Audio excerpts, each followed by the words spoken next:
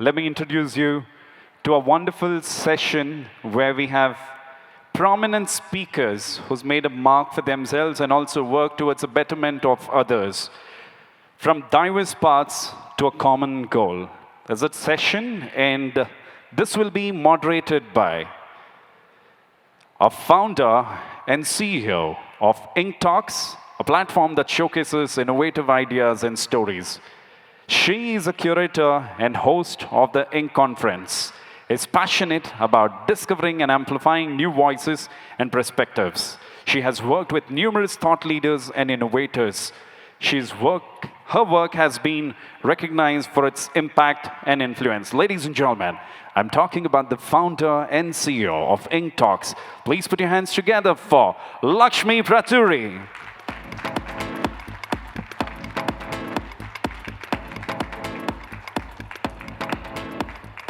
Lakshmi, thank you so much for joining us. Thanks, Pleasure to Pratury. have you here. She will be the moderator, ladies and gentlemen, and she will be introducing to all our speakers. Once more, big round of applause to Lakshmi. Thank you. You know, sometimes I get these amazing phone calls. Somebody calls me and says, Lakshmi, I have a very important thing I want to ask you. I said, okay, what is it? We really need you. I said, oh, really? Okay, what do you need? He says, do you know so-and-so? Can you introduce me to her? So I'm like, you are using me to get somebody else, but you're not interested in me. So I make a lot of joke about this. But jokes apart, the coolest part of my job is to meet amazing people from all over the world. If I had all the money in the world, somebody would say, what would you do? I say, I would travel and meet interesting people, and that's exactly what I do.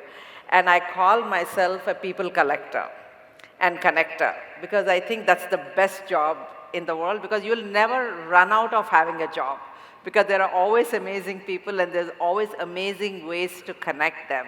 So what I thought is today we'll bring to you, as we are talking about diverse fields somebody may choose. Here we are in Invest Karnataka. The conversations are around how you should invest, how the industries should grow, how different countries should come. And what are we doing here? Why are we talking about diverse areas, etc.? Because the biggest investments we need to make in Karnataka or across the globe are investments in our people.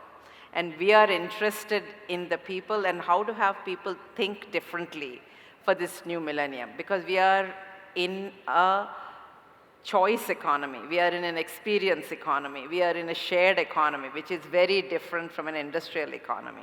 So what we wanted to do today is to go through the journeys of three different people.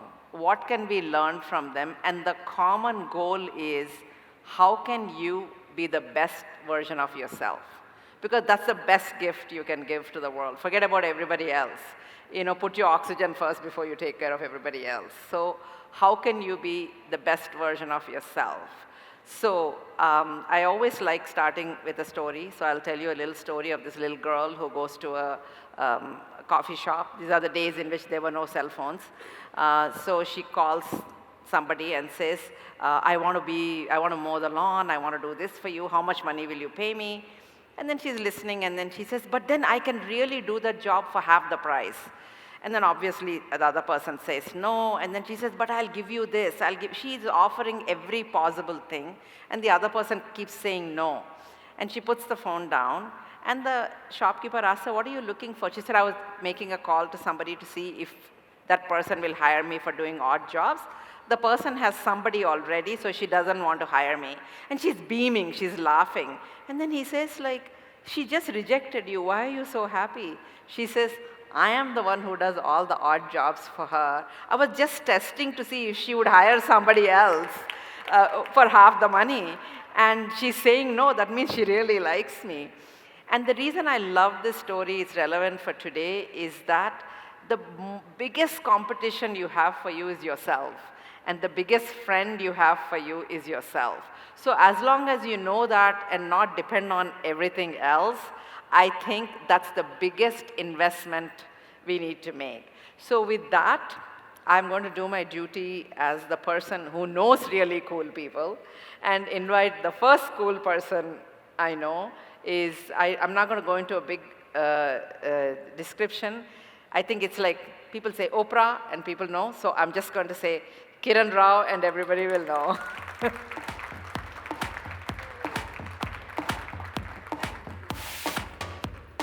Please.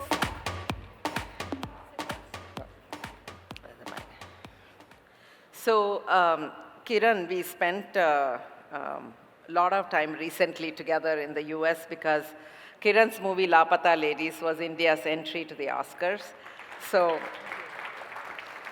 So we were on a road trip across America, showcasing the film, etc. And I was just a groupie going along, inviting all my cool friends to every screening. So, this is your second directorial endeavor, so to speak, and you are from Malleshwaram, regular, nice neighborhood girl, and you don't have any film background, and where did this start for you, like of being in the films, and what gave you the first break? Coming from Bangalore, where I'm sure you had to be either an engineer or a doctor, and so where did that diverge? How did this thing of being a filmmaker start for you? Good evening, everyone. Thank you for having me, Lakshmi. I think for me, my journey has been quite privileged because I came from a family which privileged education over everything else. I had parents who encouraged me from the very beginning to stand on my own feet, and their emphasis really was, be independent. Whatever you do, don't depend on us, which I feel was great advice at a time when most girls were being told, how to look for the most eligible match. Right, and my dad was very much like, okay, so when are you going to get your college degree and master's? You're not going to do a master's, which is incredible luck and privilege. And I think it was after I finished, I was in school very drawn to the arts. I liked writing and music and performance. I used to do a lot of acting in school and in college.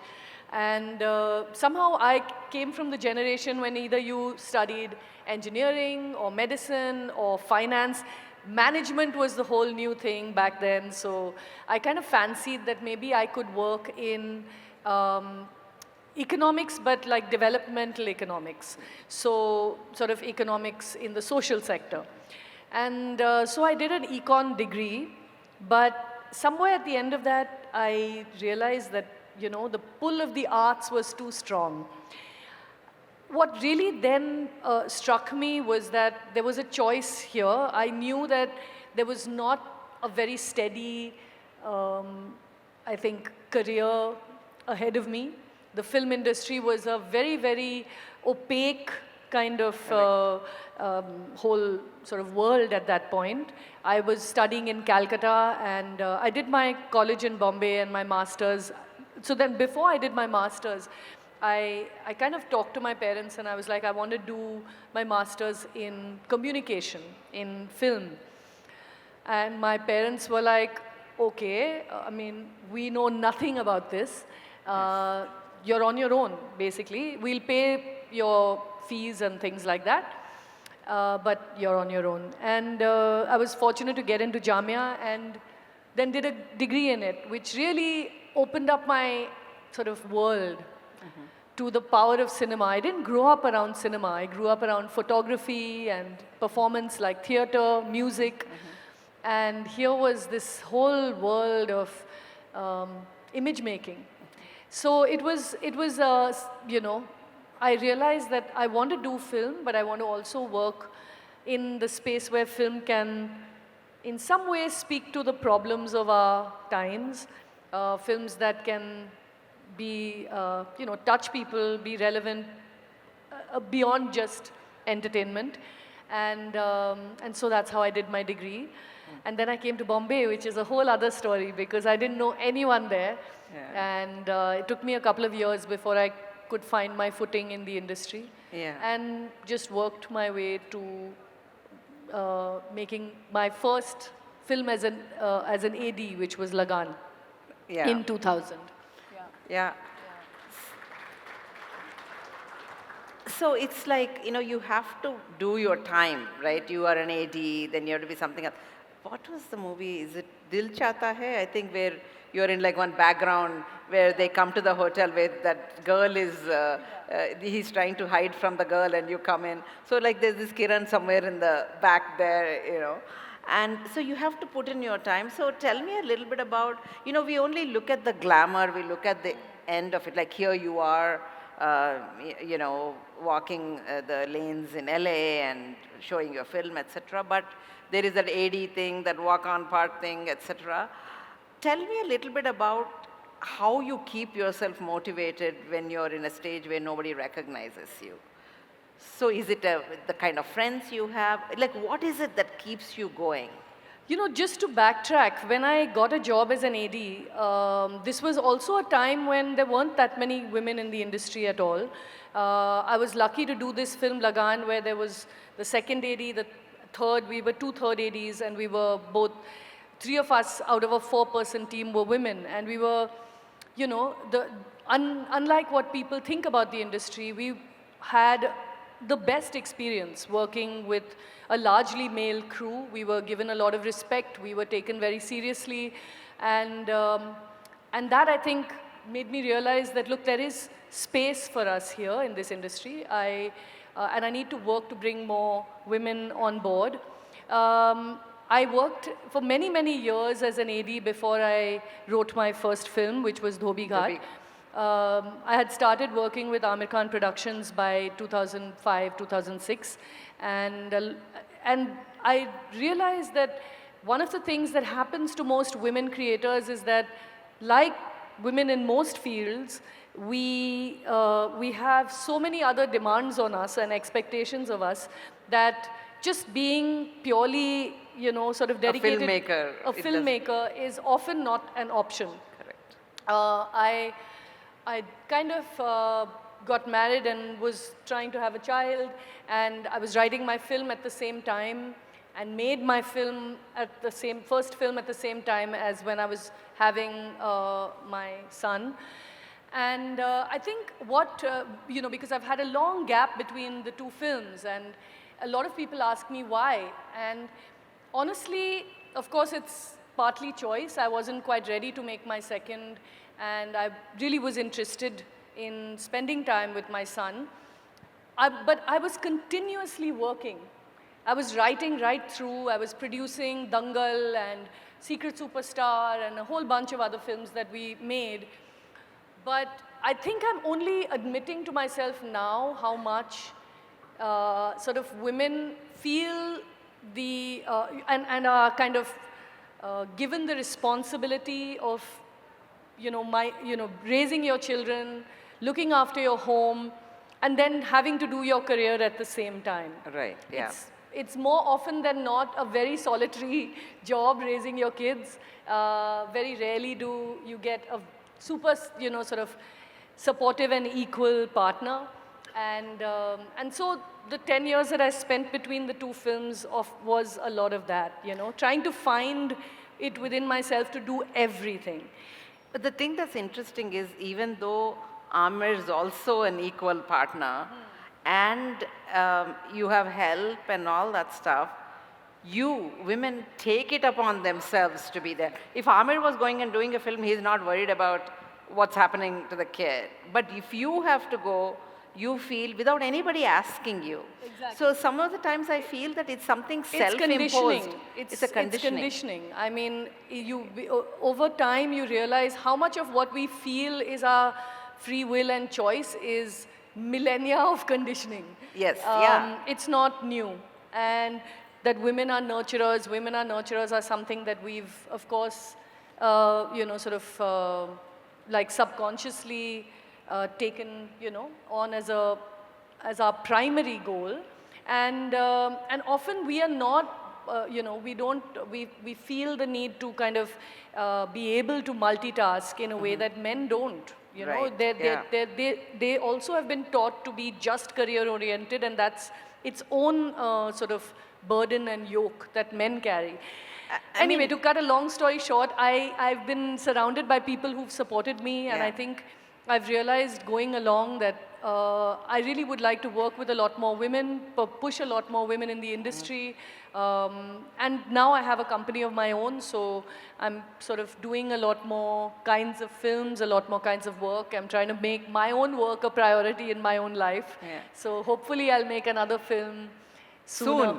Soon. No, I mean, I must say, like, one of the big eye-opening thing for me was I was traveling on business once, and my son had a fever. And I was calling literally every 20 minutes saying, is he okay? Did you call the doctor? Did you do this? And at some point, my husband got so irritated. He said, don't you think I can take care of our child just like you do? The part of the thing is that you feel only I can do it. He doesn't know anything. So he said, stop calling. Do your meetings, get it done. So that was a big eye-opener for me that I am the problem. He's not the problem.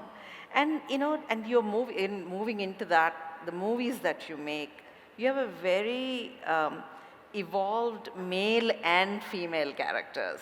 So it's not that there's the bad men and there is this poor women.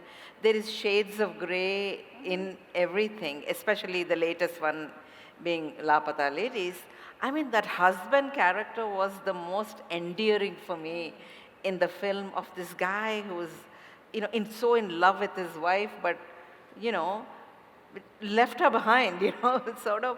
So tell me a little bit about when you're writing, is that something you naturally do to make sure you show the duality in characters? Because it's so easy to fall into stereotypes, you know. Yeah, with Lapata Ladies, actually, we had a wonderful script in what Biplab Goswami had written. He's a man, but he's very passionate about gender equality and, you know, women's empowerment. And I loved the story. I loved the script, but I wanted to add more shades to these characters, especially the women. And so we brought on this wonderful writer called Sneha Desai. She's the primary screenwriter. And one of the things that Sneha and I used to talk about when we were developing the story from Biplab's script was the fact that the women that you see or the men that you see often in films are usually either, okay, this is the good guy, the bad guy, and women are either, you know, the mean mother-in-law or the mean. So there are so many stereotypes that we tend to sort of fall into when we make films. And this was an opportunity really to show a big spectrum of characters. Yeah. So you have, you know, even the mother-in-law, for instance, and the grandmother-in-law, having what we often see in TV serials like a Saas-Bahu kind of antagonistic relationship almost, or power dynamic to begin with, but how, you know, there are ways in which you can diffuse that, and women... And you end up saying, hum dono dos ho sakte hai kya? Exactly. You know, it's so beautiful. Yeah. So how solidarity is just that one step away, you know, the way that women can support each other is something that is within reach, you know. So we wanted to offer simple solutions to very old age problems that we have in, especially in very conservative rural households. And of course, the two lead characters were great fun for me, to the women.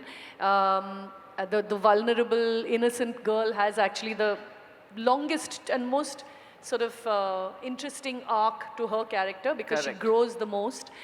But the male character, I think, is one of the most endearing, like you said, and unusual for Hindi films, because he's heroic without, you know, beating up any villains, or, you know, he's just heroic because he's so passionate about the woman that he loves. He's so ready to do the right thing by her, and so vulnerable. I think that's what makes him the most, you know, heroic in my eyes. So it was fun because we could really create all these different kinds of characters. So one of the things that was great about the movie is it had many social messages without being a message film. It was a movie we had fun with, you watched, etc. And one of the things actually both Amir and you talk a lot about is doing these focus groups and getting audience involved in the film, right? So when you made the film, you showed it, you had audience respond. So tell me, when you did the focus groups, did that change the film in any way? Yes. We actually had a lot of test screenings, and the first test screening was quite worrying for us because nobody was laughing. And it took a long time before people realized, oh, this is a light film, it's a comedy, we can laugh. And it took me a long time of, sort of sitting with the edit to realize that it was because we had a song at the very beginning of the film, which was about the girl leaving home and going to her in-laws' house. And it had a kind of a melancholic tone, a bittersweet tone, in which the girl, is sort of talking about how she's worried about the new life that she's going to go and embrace. And that kind of made everybody a bit like worried about this girl from the beginning. So the tone and the pitch was just not comedic. And so I actually re-edited the first 10 minutes entirely and changed the film. And that was all because of audience reactions and feedback. Yeah. And I feel that that's a real advantage, because when you want to make a piece of communication that is broad, that you want to sort of reach a lot of people, it's really worthwhile testing it on different kinds of people. And yeah, it's not necessary that you take all their feedback, because at the end of the day, it is an artistic medium. But some feedback can totally change the fate of what you're doing. And I feel in our case, it was the case for sure. So how do you decide what your next thing is? Now everybody is curious what you're going to do next. And how, because one of the things you said when we were together in LA is, I want to go back and just take some time off and be by myself and think. So what is next for you? So what's next for me is actually between the 2 years, that long kind of 2 films, the long sabbatical was a writing sabbatical. So lots of projects that I was developing then sort of coming to the fore now. Next up, I actually have a supernatural film that I want to make. I also have another sort of comedy. It's again about 2 women, and there's another dark kind of noir film. So there's a bunch of different projects, but this supernatural film is what I want to make next. Great.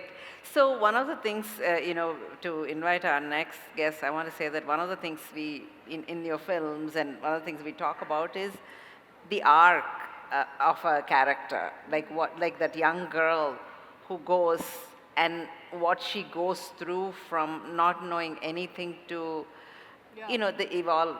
So the next speaker I want to invite is somebody who had that arc of, she was someone who went to US in her 40s with husband and 3 children. And when her mother-in-law asked, why are you going there? She said, I'm going there to create jobs, not take jobs. Yeah. So I will actually have my own business. Yeah. And that was her statement to go to US. And she's someone who's tried her hand at being an ice cream truck owner, gas station owner, vending machine owner, all kinds of things, and really someone who has taken on finally to food. And when I first met her in 2005-06 in my Always Collecting People, I heard about this woman whose food was available in all mainstream stores. And I said, oh, I have to meet her. I met her, and her business was $2 million. And I was like, wow, somebody who built a $2 million business out of Indian food. And today, she built a $100 million business out of her brand. And she's here to be with us. Her name, Sukhi, is in every store in US.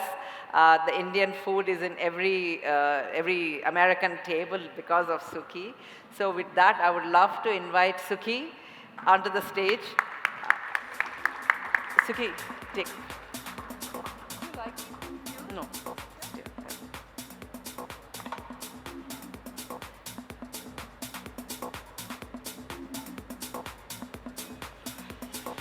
So, to know Sukhi's popularity, last time we were flying back together, and we randomly started talking to somebody who was sitting next to her in the waiting room. And he was of American guy of Chinese origin, and we were chatting with him. And I said, oh, you know who she is? Her name is Sukhi. The guy immediately says, you are in my fridge. You are in our freezer. We have like, so this is Sukhi Singh. Thank you, Lakshmi. I'm sorry. I lost my voice yesterday, so please excuse me for the harsh voice. So Sukhi has been to Greece and Turkey, and this is the third country in her trip. Obviously, she partied a lot over there and lost her voice. But that's okay. Even with the husky voice, her voice very loud, and she makes huge impact. So Sukhi, I wanted to ask you, you went to US, unlike most of us who went to go to school, etc.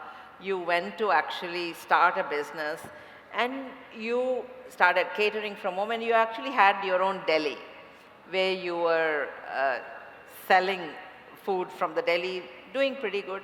But something happened that made you decide you were not going to do a deli, and you told me one of the most famous lines that's become my motto right now. So tell us that story. So going there, of course, the first thing is you have to settle down, and you have, so we had some money. We bought a deli in Oakland, in San Francisco, and which was doing okay. And my main consideration when my husband and mine, when we bought it, was that one of us needs to be home to see the children off to school, and one of us needs to be home when the children come back. And so this lunch place in Oakland fitted in, and we bought it. And here it was doing good. Then we had the Loma Prieta earthquake, and all the businesses around us and the customer base we had paid for broke their leases and left. And then it was like, we were new to business, hadn't done it before, and said, so okay, so the buildings will come back and the people will come back, but they don't. New places open up, and who wants to come to a place which hasn't put money into it to look fresh? So then we just, crime went up. We just sold something we had bought for close to 200,000. We sold for 60,000 and got out. But that place, I call it my business school because it taught us all that we should not do. It was a business school which we paid for in whatever we paid for there. And that's how I started off over there. And my husband was in the Indian Air Force. We were posted to England a few years ago. And there he would want Indian food every night. I like cooking, but I don't like spending too much time in the kitchen. So I would just make these sauces and keep them in my fridge and go to Oxford Street or wherever for shopping or go out with friends and come back half an hour before he came and quickly made food and put it on the table. So this came to my help over there. When I was there, I started making these sauces and put them on the counter, and they started selling. And the main reason I did that was, I found all our kids were getting off cooking Indian food because it was so, they looked at a cookbook, the 14 ingredients, well, the cookbook was shut and they were not going to make any Indian food. So I made these one-step sauces that you could put the sauce, put your meat or vegetables and water and cook it, and in 10 minutes you would have a curry. And that started selling over there. And something that Sukhi said that really stayed with me was that when she sold the deli and started going to farmers markets and things like that, she said, I don't want to be at a place where I'm waiting for the customer to me. I will go to where the customer is. That's the biggest lesson I learned when I bought the deli. I learned that I wasn't going to go pay get a location business where I'm paying rent and standing costs, and I wasn't going to be in a place which restricted me. And if the weather is bad, your customer didn't walk in through the door, I would be going out and getting my customer. That was big. And of course, I wasn't in a retail place anymore, so rents were 1/3 or wherever if you go into a commercial area. And so that was the second business lesson I learned. Yeah. And some of the things actually that I learned from Sukhi is that she was very innovative in the way they did business. They bought a dry cleaning business, which wasn't really that great, but they used the back of the dry cleaning business, which was open to store all the cooking stuff, etc. So very innovative. Even if things are not working, how can I use it? And the thing that really struck me, Sukhi, I would love for you to tell is, you always forward integrate. Like you were selling to Marriott, for example. They were just buying sauces. And then you said, why don't you take this and this? So when you get into a relationship, how do you expand it? Like, what were you seeing that made you go from just selling a couple of sauces to opening a huge business with them? You know, you have to have your eyes and your ears open. So when opportunity comes, you need to grab it.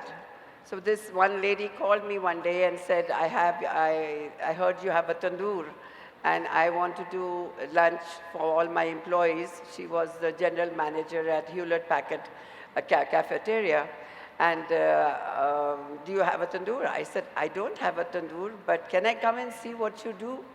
So she said, sure, come in. And I went in and I saw her standing on this big brazier, roasting onions and all. And so I said, so why are you doing this? She said, oh, these people can never get it right. I said, you just buy my sauces. And from putting 8-ounce, the sauce in an 8-ounce bottle, I immediately went out and I started putting it in 5-pound bags for them. And then I wrote the whole program. So then I thought, you know, I only have 3 items, so that's not going to give her enough to have a full Indian meal. So quickly, I created another 6 spice mixes and had a whole program written to her for her, tandoori chicken, dal makhni, everything, and all the spices I put in bottles, and had a whole program for them. And when I found them, I was too new to the country. I didn't know there was anything like this, that you have these big companies like Oracle, Sybase, Hewlett-Packard, and have these cafeterias. So their food services are contracted out to other food companies. So then I learned that this is a nationwide phenomena, and you have got all these big companies all over the country. So from then on, I just concentrated on going to these companies because got approval for their, as a vendor, and I did guerrilla marketing. I would take a red eye to New York, make 7, 8 appointments over there, and next night I was back in the Bay Area. So you just have to see what's out there and keep your eyes and your ears open. Listen to your customer, what does he need, and then you can create. But I think that it's an amazing insight to say, like for example, when I worked at Intel, there would be an India Food Day, that's contracted to Marriott, but every company contracts to Marriott. So if you go to the source to Marriott and say, I will do all this for you, now it gives you a nationwide reach instead of going to each other. But to have that insight to say to Marriott and say, you're taking my sauces? Okay, I'll give you 5-pound bags. Why sauces? I'll do the whole food for you. Like just keep climbing that. And also, when you grew that to a certain level, Sukhi, there is a lot of technology in food. Right? Oh, yes. Because one of the things I learned in US especially, there's FDA regulations, and you have to, food has to be a certain, temperature, etc. Tell us a little bit about how much technology you had to learn to be able to, first of all, tell us how many, pounds of stuff you sell, how many packets, just give us a sense of the volume of what you sell. Well, I can't tell you how many pounds of it we sell. But like how many packets, like how many units you guys move in a year? Gosh. Like, I can just tell you the gross number now. Yes, yeah. Which is $120 million. Okay, $120 million worth of food moved, in now, the system. Now. Not then. Not then. Dollars. $120 million. Did I say pounds? Okay, whatever. Of stuff moved. But the thing is, I just want you to understand, when they cook, it's like literally huge amounts is being cooked and packaged. And when you cook, you have to cook in a certain temperature. Then you have to so tell us a little bit about what you do. One of the bigger things I learned was that find a space out there which is not occupied and see, is there a need for it? So what I really found that over there, I had these sauces and everybody loved them. Every time anybody used them, they said, never go out of business, we love this. But there was hardly any movement. But then I realized that the American public even boiling water was cooking for them. They didn't want to cook. They wanted something they could heat up and eat. So I quickly transferred into refrigerated foods. Then we came across the barrier of, so if you do refrigerated foods, you can only go so far. It has a 21-day shelf life. Then I found out these other ways of cooking the food where we would get a 120-day shelf life, and we could go right across the country.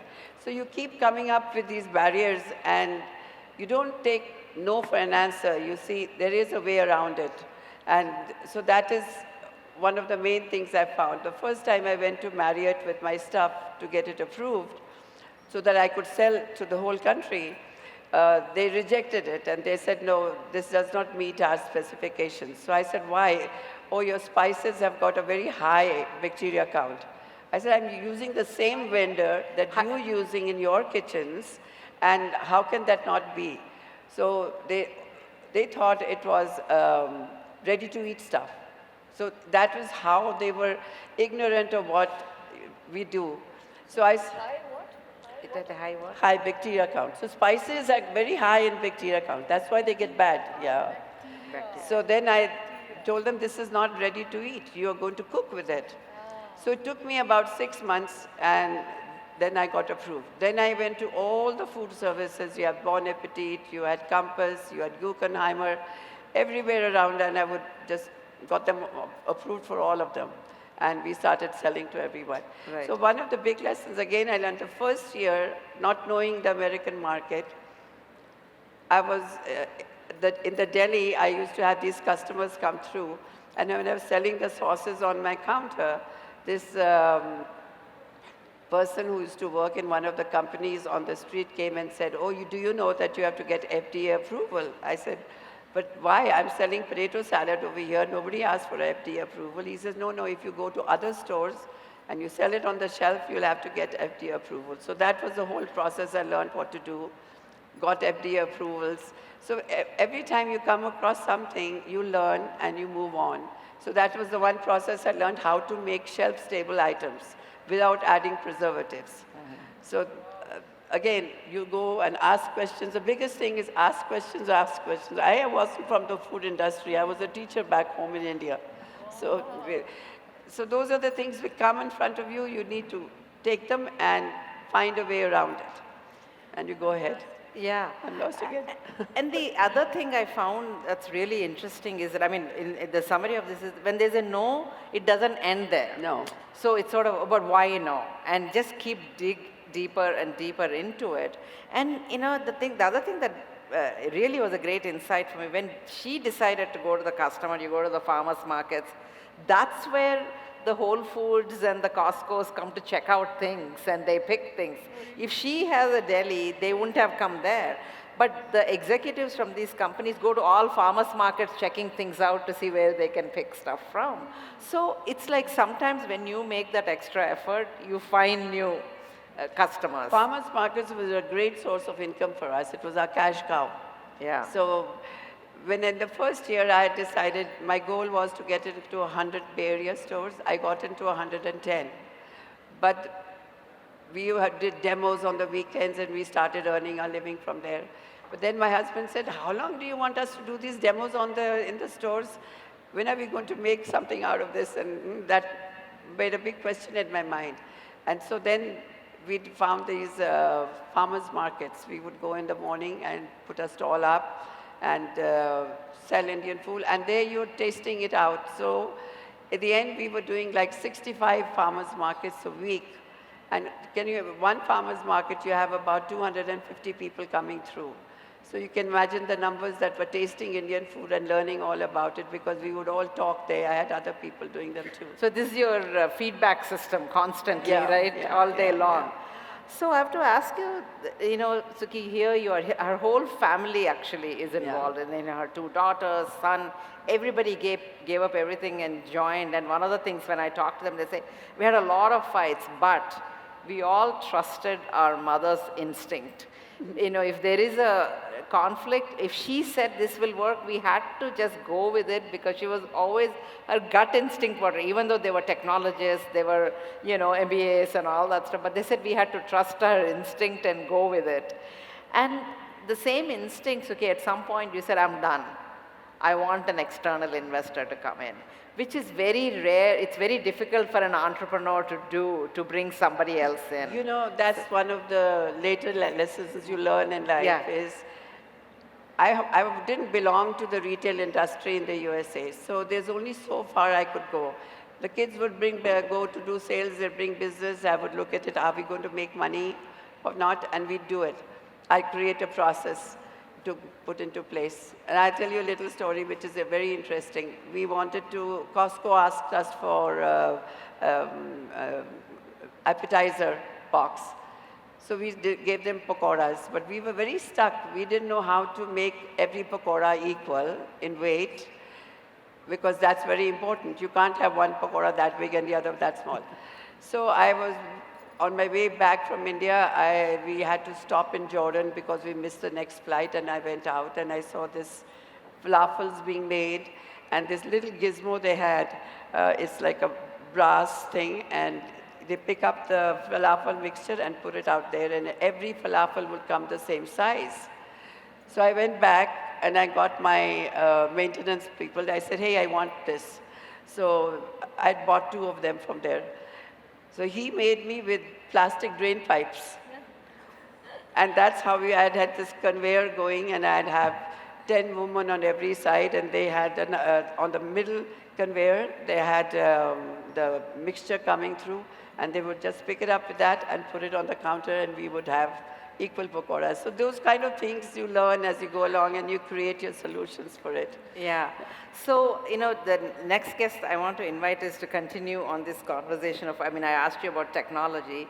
Technology plays an amazing role in whether it is increasing the shelf life or whether it is making the pakoras the same weight, or so the small technology, big technology.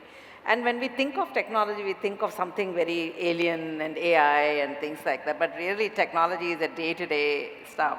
So I want to invite our next speaker, who had one of the largest companies in technology today is Microsoft, and she leads Microsoft here.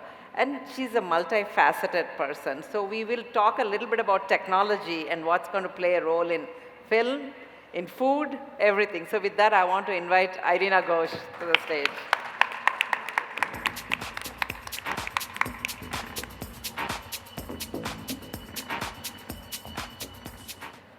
So Irina, I think you followed the technology route that we've all been alluded to, etc. So today, when we talk about technology, it's synonymous with artificial intelligence, right? And you are at the leading edge of that. And you've been hearing a lot of conversations from film to food, etc. How do you think of technology, and in what way can it serve solving a problem as opposed to raw technology per se? Thank you so much, and absolutely a privilege to be here with all of you, Lakshmi. Really nice to kind of be with this entire audience here today. As I start today, I think one thing that I want to kind of point out is that how the world of AI has kindled the creator in all of us.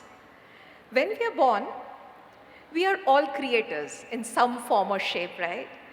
And then the left brain takes over at some point. We use it for doing reams and reams of data analytics, crunching numbers, etc., kind of a thing, while the likes of Kiran show us the wonderful world of what media, entertainment, and everything can do. I'll tell you a small story. Alongside my work, I also run a foundation for underprivileged girls. And to them, I teach what I know, which is digital literacy, how they can do things with computers. And every year, we do a computer contest. This year, we thought we'll make it a computer and a video contest, along with PowerPoint, how can you make videos. So there was this small girl, Farhana. She had inhibitions, constraints at home. So unlike a lot of other girls, she would not be able to attend a lot of these classes which the teachers and the coaches will do. She would not be able to operate in groups. So she was a group of a single person. We couldn't even monitor what was happening. We keep periodic checkpoints. We give the topics, how are they progressing. However, after 6 weeks, when everything had to be showcased, she kind of just unveiled her computer with, with a lot of suave and with a lot of dramatic theatrical efforts. And the videos she showed were things that none of us had seen. What had she done? Because she had access to nobody to tutor her from outside, she literally got curious to ask the right prompts, the right kind of questions. She was not even great in English. She was asking questions in Kannada, refining those questions, and she came out with a video and stunning images, which were literally an aid with AI. So what happened is, what the tutor could not do for her, AI actually was her coach and a mentor which helped her do that. And she didn't stop there. Over a period of time, we monitored her, and over a period of time, first she had some 10,000 YouTube followers, 25, 50, and it was a proud moment when she put up a post saying that this is how I learned it. And there were so many girls who got inspired because she was that role model in the school. So in this case, I mean, I just want to say it gave a certain equality of access.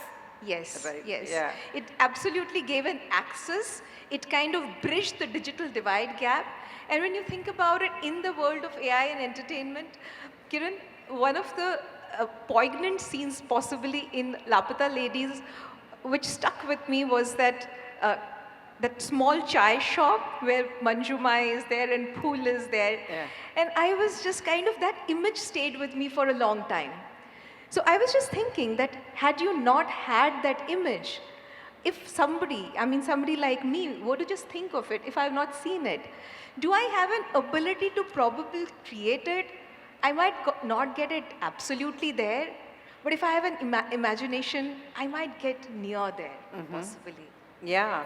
So thinking about, I mean, I'd love for each of you to ask any questions you have of each other also, is that, you know, in film, say, for example, you know, one of the things, Kiran, if you remember a long time ago, we talked about, in films, the biggest hindrance is distribution. You know, there's very few people who control it. And of course, you know, YouTube and all have changed that a lot. But how does technology play a role in distribution? You know, how can it open up doors to more people? Or even, I mean, if you think about food, it's filled with technology. So how do you think of technology as a tool, not just as an end in itself? So what are some of the unusual ways in which you see technology can be used in any one of these fields? So I'll take the case of distribution because it's very interesting, because good movies are not just meant to be produced, it needs to be consumed by that last person to whom you really want to show it across. And also, like you were saying, that when you saw that movie, nobody was laughing, and you were thinking what made them not laugh. You will want them to see it the way it needs to be felt, the way you created it, right? So by the power of, say, again, I'll go to AI and technology, because what does it help you do today? So of course, I mean, it has bridged a lot of things towards voice dubbing, lip syncing, etc. But having said that, say for example, Pushpa, when it was launched, the iconic dialogue of Thagedele, right? When he delivers it, if you kind of want it to be delivered in French, with that same level of power, swagger, it can be done. Yeah. Similarly, we stay in Karnataka, the land of all Yakshagana stories, everything put together. You will want that folklore to transcend generations with that same level of ethos. You will want, say, Rajkumar's classics to have that same level of emotion. It might get diluted over a period of time, but what happens is that AI is able to actually go back, bring back a lot of those things and tie the threads together. And this entire concept of, say, a human in a loop also brings in the power that whatever is brought together, I put in the last mile to ensure that it is delivered the way I want it to be done, with my level of authenticity, with my levels of emotions, and what I felt was my creativity towards reaching the last mile. One more thing in distribution I really feel is the audience. So there is tons and tons of content available anywhere. But maybe I like a content which is like a quaint thing of a Bengali movie, Raincoat. Those suggestions might not come up. But if over a period of time my preferences are known, or similarly, if I like a food like what you're kind of doing, and if you want a recipe which needs to be followed for that particular food, for a person who's living in Greece versus somebody living in Bangalore, that can be generated with a lot of agility. It can be done so quickly that you can reach and go out in the distribution mode with a huge amount of fast endeavors. So Irina, if I asked you, what question would you have for someone like Kiran? What would it be? What would you like to ask her? I actually had two questions. No, thank you for asking me that. The one that I had for you was that you kind of conceptualized the food industry in a way that you wanted it to go across to lots of people without the synthetic flavors, and you had a way that you were doing it. But as the world has been evolving, fusion, cultural ways that people are kind of coming together, and people really like to experiment. It's the next generation which really goes in for a lot of experimentation. Now, when you transcend these things, how do you think, say, anything to do with AI can have a role to play? You know, No, have it. food is evolving everywhere. Food in India is not what it was when I left.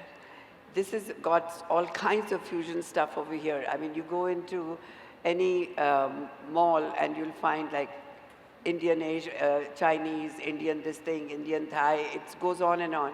So there also the same thing happens. You know, we are always doing innovation, and we will bring in local flavors into the food so that you can, like we are doing, people love samosas. And we find butter chicken is really not an Indian authentic dish. It is a mutation of chicken tikka masala, which was there. But now we are making butter chicken samosas, because that's fusion and they're flying. So you keep changing stuff according to what is out there in the marketplace. And food is constantly evolving, and you have to keep in touch with the new trends. Samosas. Lovely. And one for you, Kiran. You talked about ideating on a supernatural movie that you're kind of thinking. So when you're kind of thinking of that, what is it that comes to your mind? That is there something that you don't know, which you might still want to know and bring across those elements in your movie and make it unique and different? Actually, we were having this conversation before we came out here, Irina and I, and in our field, for instance, technology is constantly disrupting ways that we work in. We were discussing distribution, Lakshmi and I, because what's happened as a result of,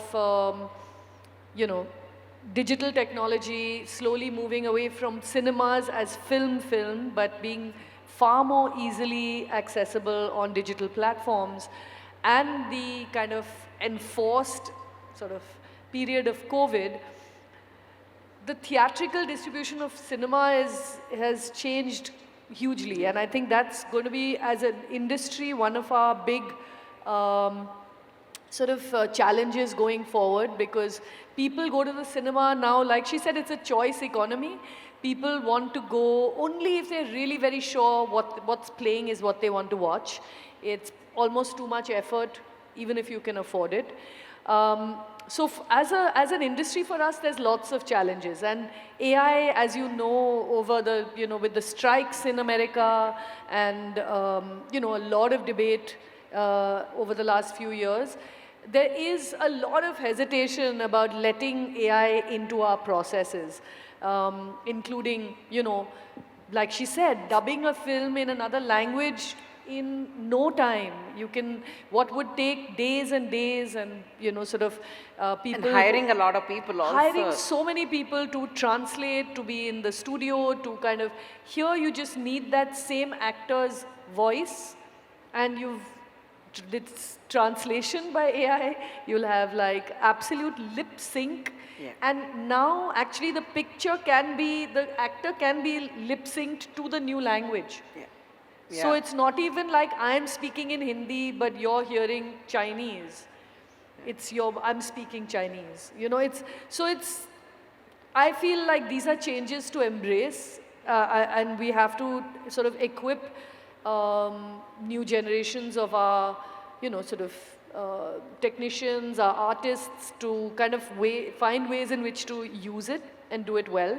I'm not sure what your question was, I've forgotten, but Your supernatural movie that you're making. exactly. So actually, it's this film particularly because I'm trying to again imagine. It's a sort of a fantastical film in some ways. It's got folk tale elements. It's horror elements. There are creatures, and it's also what AI is doing is enabling us to actually visualize what we are imagining in our heads and maybe push us that step further in our imagination as well.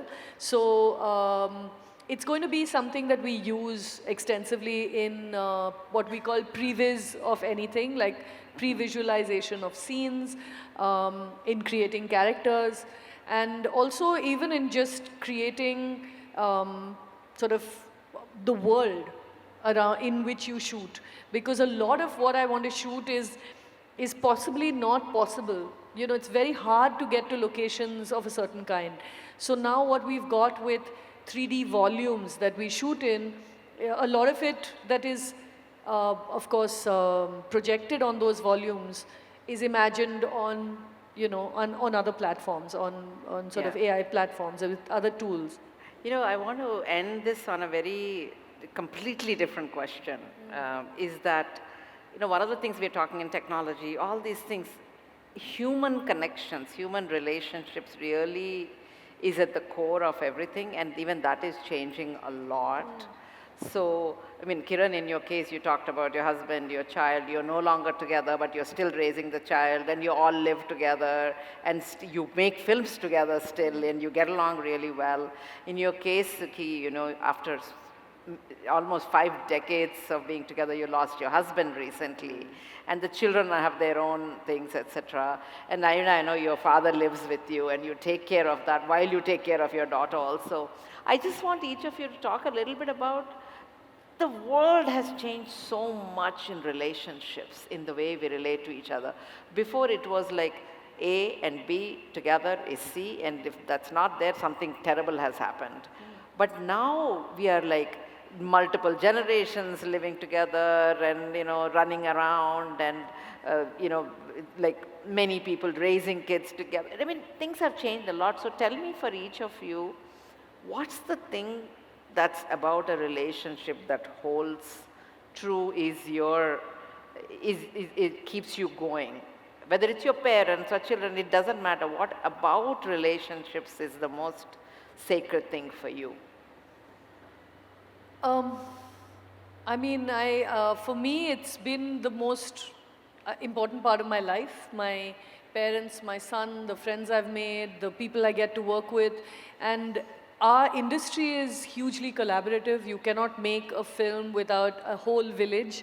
And that's part of the joy of making films, is that you make friends on every project. You get to collaborate with other artists who open up your mind to new ways of seeing and thinking. And human beings are just incredible. Our capacity for, empathy, our capacity for joy and hope is endless, honestly. And in a world where, we are constantly being pitted against each other, I'm very fortunate to be in an industry where we cannot work without each other, where we must work together.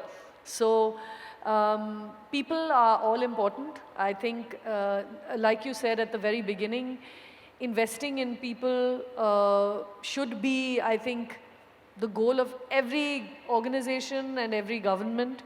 As you know, we run a non-profit called Pani Foundation, and in that, actually, our only goal, even though we work in agriculture and watershed management, our only real goal is human capital, building the human capital.